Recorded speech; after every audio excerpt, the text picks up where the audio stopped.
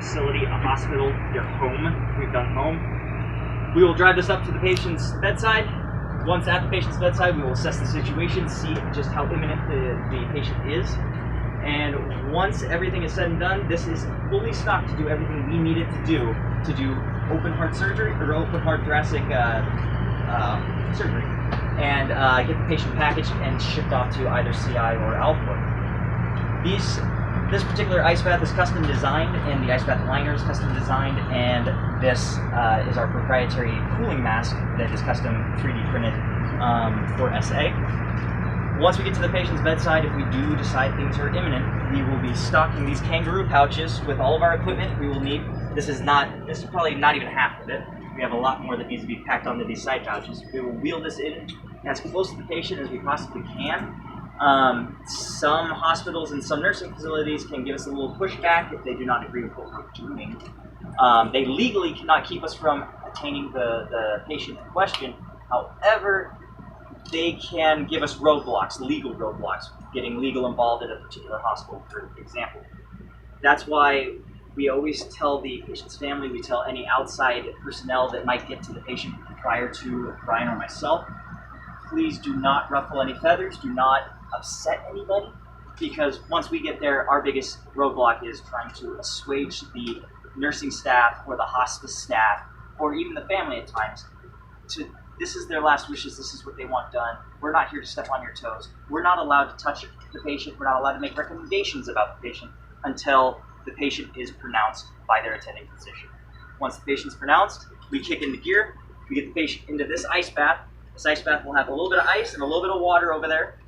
And it will be hooked there. The marine pump right down there at the bottom is hooked up to 2 tubes. One tube is coiled around the patient's abdomen. The other is hooked up to our cooling mask, which has holes on the underneath to shoot cold ice water over the patient's cephalon. Once we get the patient in here, over the patient's what? What was that? Over cephalon. What's the cephalon? Hand. Fancy term. Yeah, I like that. Big words. Yeah, I would prefer not to get too overly boisterous about the pictures, as I don't know if anybody here does not want to be on a camera. But yeah, it's fine if you do some basic pictures.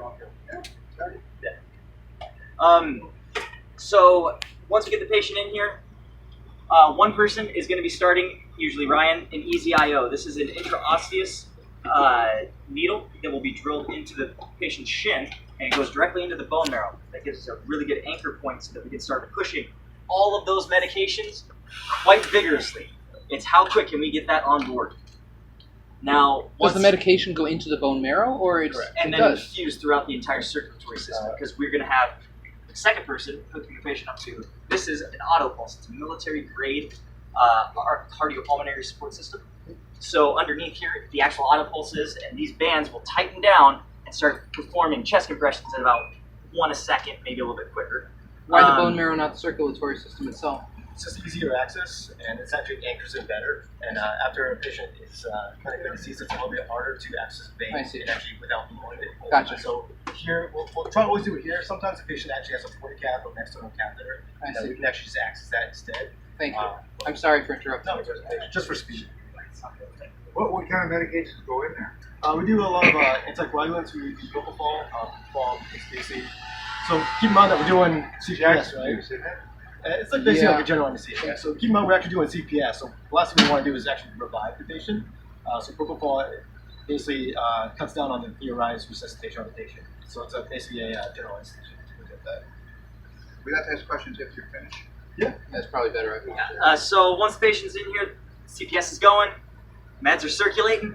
We're going to be, if the patient is already intubated, we're going to intubate the patient. We want to keep the patient oxygenated, and we want to keep that blood oxygenated to prevent ischemia. So this is hooked up to our military grade portable ventilator. They actually still use this. It's very common. They actually have an upgraded model as of recent. And it's hooked up to, this is an EtCO2 detector that's going to tell us just the carbon dioxide. It's more of a reference point for when we get all our information to our final report. We can see how well we were doing. These 2 leads are actually hooked up to a calibrated hobo logger, which is a 4-port temperature logger, and it reads, I can have it read as quick as 0.1 second. But they're going to be measuring the nasopharynx temperature, which is the best estimation we can get for the internal brain temperature. So it gives us a temperature curve, how quickly we're cooling. The issue is external cooling, not very effective. It's just not enough surface area, and you're not getting deep enough into the patient's body. So what we end up doing is we'll wheel out into this vehicle, and we'll lock the patient in with this anchor point down to the steel frame. If we're in a location where we're able to do the medical procedure in the parking lot, like some hospitals will allow us, our surgeon will be standing right there, scrubbed in, ready to roll. I will have a perfusionist right over here, ready to do open heart bypass. He'll have this machine primed up, ready to roll. Okay, we've hit our 25 degrees C sort of benchmark. Once these bands are pulled off, the patient is now technically dead. There's no more CPS going to the patient. So You actually do this before the patient actually is pronounced dead. no, After everything everything is is out. dead. we cannot touch the patient prior to pronouncement. So in other words, they die and then you touch them. Exactly. Now, I'm sorry. I'm a science teacher. I know a lot about this stuff. Did you see the movie Breakthrough? Person No. lived for 15 minutes underwater. Then Oh, going back to Yeah, back to so, life. yes. Excuse me, can you just finish your Okay, presentation all right. and you ask questions? So once the patient is actually, we do a sternal cut down and chest spread, we will do cannulation of the heart. Once the cannulation is done, surgeon signals to the perfusionist. Perfusionist goes, okay, pumps on.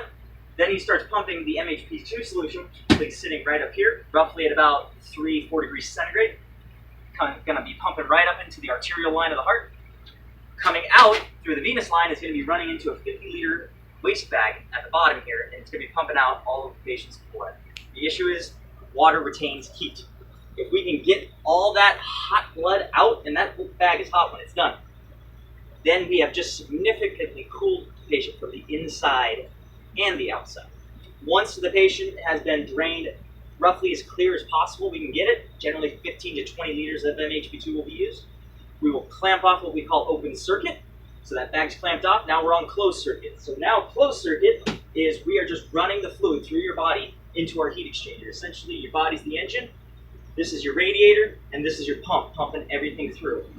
We're watching these temperature gauges. Our surgeon's doing what he's doing. We've got more ice being packed onto the patient. Once we see we've broken that 10 degrees C mark, now we're watching time, because to take the patient from 10 degrees C to 0 degrees C, it's an exponential curve. So those last 10 degrees, they take a while. If they're gonna postpone rapid transport, if I've got a plane waiting to get him somewhere, I'm probably gonna take it down to about 7, 8, or 8, 7, 6. Let's package the patient up. Let's get him on this private air transport if he's funded enough to have it. We cannot recommend enough that you have private air transport, because private air transport means I can call a municipal airport, hey, I need to charter a plane right now. Perfect, we'll jump to it. We get the patient loaded into body bags, out of the ice bath, into body bags, clean, leak-proof, load them up, get them flown to Scottsdale, Arizona if they're going to Alcor, or get them flown into Detroit, Michigan, or CI. If they do not have private air transport, we are at the mercies of commercial airliners and their schedule. I can't tell a commercial airliner, hey, I know I need to be there 2 hours ahead of time to book this body in, so can you just hold the plane until I get there? It becomes a real logistics issue, because it's 2 hours prior to the plane departing, and it's almost 2 hours post landing to get the patient unloaded and checked in with whatever facility. So it's important to know that this is actually, we treat this as a medical procedure, like an actual medical procedure. Surgeon's sterile. All of our equipment here would be sterile. This is our training basic showcase here. So everything here would be sterile. Everything in here is sterile. Even our surgical stall that's behind me is actually being sterile that right now. So we try to make this as a professional operation as possible. So the only thing that's really not sterile is basically transportation and the stabilization part, because we got circulating ice water all over the patient anyway. So, but we do try to mitigate as much damage, whether it be infection or whatever, as much as possible. So we are on a timeline, but do you guys have any other questions? Or How many of these have you done? I've done about 2 dozen cases. Yeah, about a dozen cases. I think Sarah's probably done 2 dozen. Yeah, I've been around In Florida? Or? all around the continental United States. So we have one vehicle here, and we have another smaller vehicle, about half the size, in Southern California. So So you hit up like Indiana or wherever? well, we also have 2 fully deployable, almost 3 fully deployable air kits, which consist of 14 Pelicans. Anywhere in the continental United States. So we don't do international. We don't do These these guys are in Indiana. You said it's Michigan. CI. Cryonics. Yeah. Cryonics is students in Clinton Township, which is Yeah. about 20 minutes outside of Detroit. Oh, I see, okay. Alcohol lab inspections and discussed it. So what about, maybe you should continue, what happens when the jet gets there and now you deliver to Dennis? Well, if it's a private air I transport, mean, is everything ready, is there any difference between this and what he's gonna do? They're going to do basically the same process where they're going to do, correct me if I'm wrong, perfusion and reinfusion. cryopreservation station. Right, we're gonna use the vitrification solutions at that point, because you guys don't vitrify, you don't field vitrify. Correct. So are you guys considering that at all? It's in the talks, but because we do air deployment cases, we need as much space as possible, I see. and Sarah and I are the only deployable people. So as you see, it's still a project in the Well, works, and we're always getting better. And just But- just as they stated in there, to do field vitrification, you have to kind of have a ramp up of the toxicity of the cryoprotectant, Right. which means they're still pressing me on the amount of liquid I'm carrying onto a plane. If I need to carry 4 times that amount of cryoprotectant to ramp up and take time, it makes it very difficult for. Well, I mean, once you got them down to dry ice temperatures, after you vitrify, Right. then in the continental U.S., I'm thinking that Transport motor would be vehicle a problem. transportation would be just as good. Right. Yeah. It's been talked about. The problem is you need a lot of equipment to kind of estimate what sort of concentrations you're pumping at, and you're going to need very trained personnel who have done numerous vitrifications to. It's not facilitate easy, is that. what you're saying. I agree. It comes down to cost as well. Right. Now, I put this in the question box, but I don't want to. I want to kind of give you a little heads up. One thing that I've been pushing for is a combination of what you guys do and also local standby. Are you a paramedic? Are either of you a paramedic? I'm EMT. Okay. So you know about 911, where really good equipment is great to have. The best hospital, but sometimes you're just too damn far away. So American Heart Association has kind of pushed CPR out to the layperson. Right. And as you know, that's gold standard. Get that heart beating, breathing for the person. And they say bad CPR is better than no CPR. CPR. Right. Yeah. Or you're not. They teach hands only CPR anymore. Yeah. I've heard of that. So, are you guys considering? Maybe I should talk to you guys afterwards. Yeah, let me step down. Actually, that's probably better saved for another time because we are going to have I more got a people couple coming in. questions, but let these people I do know you're saying. I have one last question. Number 5, by the way. Oh, appreciate When you I was in reach recon Dennis in and this a organization or Alcor, do they have to take everything out of the So what body did you do? and then they re-put everything back in? So what they'll do Is there an exchange or Yeah. are they just ready to just keep things going the way you want? Okay. So once we've left it, the MHP2 can only go down. We only like it to go down to 30%. So what we will do is take the patient to CI, and that's what we call our transfer. I've actually helped them. I've helped Alcor with their procedure. Their following procedure is going to be recannulate and drain the MHP2 out while pushing cryoprotectant in. They're already now at 0 degrees, which a lot of that work has been done to cool the body. So you're and at then do 0 and he goes down to what is dry ice or 238. We go past 0. Yeah. You go to absolute zero? Absolute zero? No, not absolute. Not that zero. cold. You don't go that cold. We could go colder. We could go with liquid helium, but it comes down to money. Yeah. Liquid nitrogen is is more How available. much is the money? How much money do you charge for this for somebody to preserve their body? For our preservation cost, minimum is $28,000.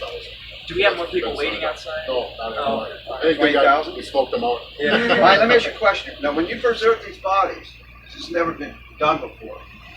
How long do you preserve it for?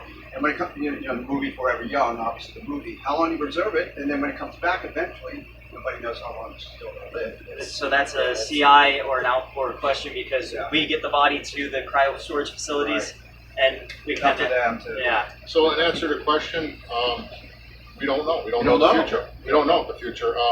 But what we do know this is just intuitively, whatever it's going to take to wake someone up, whatever technology Yeah, you gotta is wait. going to make things like reversing aging and whatever disease small potatoes. Now, I know Bill very well and Neil very well. Like I said, I have a master's degree in science, I have a degree in health nutrition. I keep up on all this stuff. I did all Right. 5 or 6 years at Mayo Clinic and a whole bunch of others.